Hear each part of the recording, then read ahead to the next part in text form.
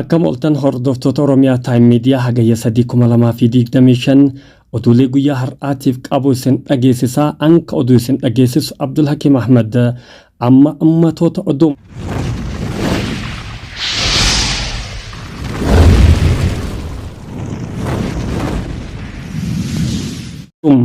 ajjeechaan suukaneessan ilmaan Oromoo irratti raawwatu akkuma itti fufetti jira.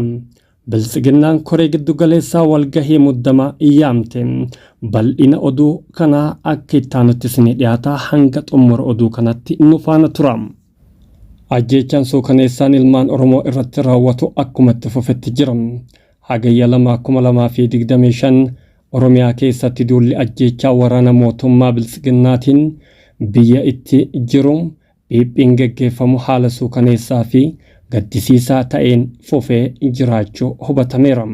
Haaluma kanaan hagayya 2025 godina Wallagga Lixaa Aanaa Baabboo Gambeel bakka Ambooloo jedhamutti hidhattoonni mootummaa Biltsiginnaa qeerroo lama qabanii garmalee erga reebanii booda rasaasa itti dhukaasuun akka ajjeesan maddeen naannoo sanii ifoomsanii jiru. Dargaggoonni ajjeefaman kunis Saadiq Muhammad, Koorsaa Mikaa'elii fi Tamasgeen kan jedhaman fa'aadha.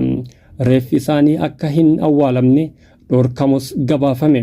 Maqaa ABO Shanee deeggarti jedhuun hidhattoonni mootummaa kanaa adoolessa 27,2025 godina Lixa Shaggar Aanaa Aadaa Bargaa ganda Hilluu Muxee jedhamutti namoota 9 rasaasan fixuun hubatamee jira.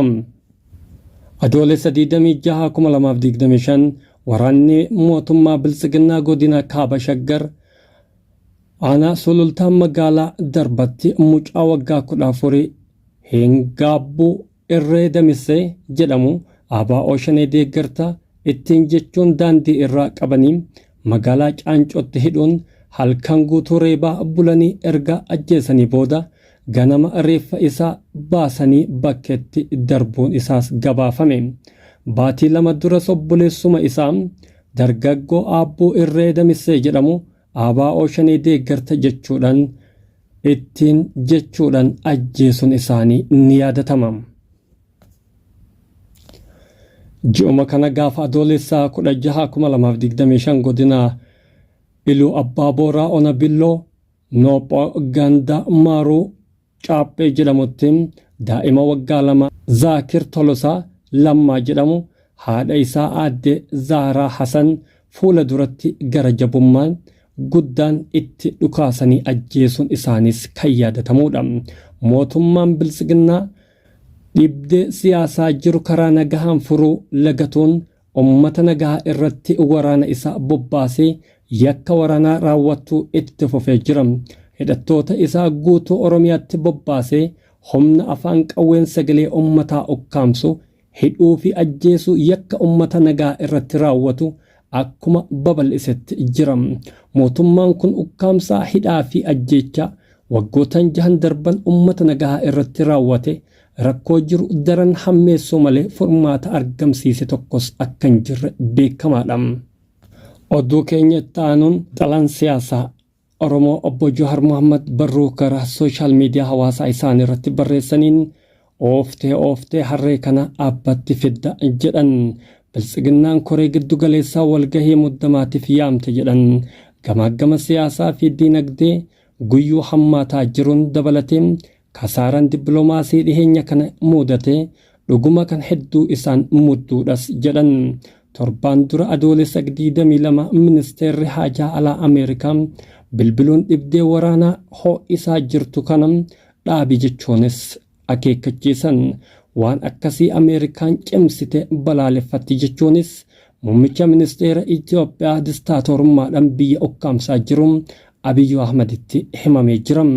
Waraanni eegalan atis biyyitis irraa hin haftan jechuun dabalee akeekkachiisa Abiyyis mufate marima sanuu gabaasuu diduun isaatis dhagahame. Itti aansee adoolessa 29 warri Awurooppaa ministeera muummee Itaaliyaanii erguun dhaamsuma Ameerikaan san gadi jabeessanii jiraachuus himame. Olola waraana dhiisii komii fi shakkii Isaayyaas waliin qabdus jaarsummaan furuu barbaanna jetteen. Abiyyis ni dide kan jedhamus gabaafamee jira. Isheenis dubbicha gabaaftee jirti. Guyyaa itti aanu adoolessa 30 pirezidaantiin Tiraamp Isaayyaasitti xalayaa erguun hariiroo diinummaa kurnee sadiitti dhiyaatu olii fi Ameerikaa fi Eertiraa gidduu jiru gara firummaa fi toomsa haaraatti jijjiiruu akka fedhanis ibsame. Taateewwan kanneen osoo akka durii ta'e waan hin yaadamnee fi waan hin eeggamne ture. Garuu immoo kallattiidhaan bu'aa siyaasaa kashlabbummaa Abiyyiin geggeessuuti. Itoophiyaa waggoota 7 dura naannoo gaafa Afrikaa keessatti utubaa nageenyaa ta'uun kan beekamtu ta'us wal nama hin shakkisiisu. Wal waraansa keessoon onkuramee coqola ollootaan moggaasee madda jeequmsaa biyya taasisee jiran. Har'a Itoophiyaan Abiyyi onkuraa jiruun wal bira qabamtee yennaa ilaalamtu Eertiraan kaleessa akka mootummaa seermaleessaatti ilaalamaa turte sirnooftee fi tasgabbooftuu taatee mul'atte. Jeequmsa Suudaan to'achuu fi ta'ee nageenyi galaana diimaa tumsuufis Itoophiyaa caalaa bu'aa qabeettii taatee argamuun tumsa biyyoota Itoophiyaa harka fudhachaa jirti.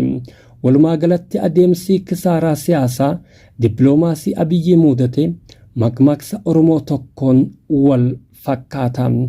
Namichatu harree hatee gabaa sanbataa geesse.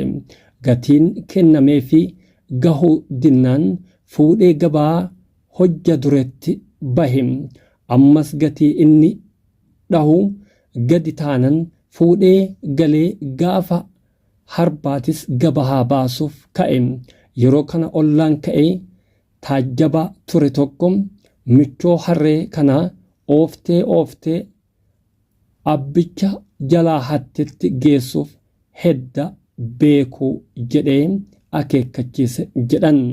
Abiyyiinis siyaasaa shiraa fi kashlabbummaan ittiin dhaadataa ture osoo oofuu humnoota siyaasaa biyyattiif ollaa dura diina waliif turan walitti araarsee akka isa ofirraa ittisuuf waliin tumsan haala mijeesse. Amma ammoo biyyoota addunyaa bahaa fi dhihaa michuu Itoophiyaa turan abdii kutachiisee ofitti garagalche.